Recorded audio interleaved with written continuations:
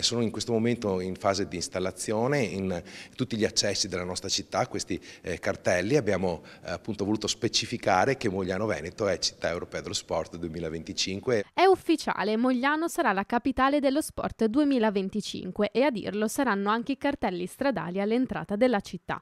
A decretare la vincita la commissione ACES Europa Onlus che dal 2001 consegna l'ambito premio, arrivata a inizio settembre per svolgere i loro sopralluoghi e conoscere le realtà sportive del territorio. Abbiamo fatto conoscere alla Commissione le varie realtà sportive, ma anche la realtà moglianese, che è una realtà fatta anche di sport inclusivo, fatta di sport, di volontariato, di tante famiglie. Una nomina che porterà in alto la città di Mogliano, già molto attiva sul versante sportivo grazie anche ai tanti volontari delle associazioni che popolano il paese e a cui va la dedica del sindaco. La vincita, nel concreto, permetterà di ampliare l'offerta sportiva della città. Significa poter riuscire ad entrare in quelle che sono le nuove linee di accesso al credito europee per quanto riguarda l'implementazione e il miglioramento di quelle che sono le impiantistiche sportive del territorio. Si attende dunque il 2025. Sarà un anno sportivo a 360 gradi, dal 1 gennaio al 31 dicembre saranno organizzati nuovi eventi, tutti i calendari delle attività sportive, delle discipline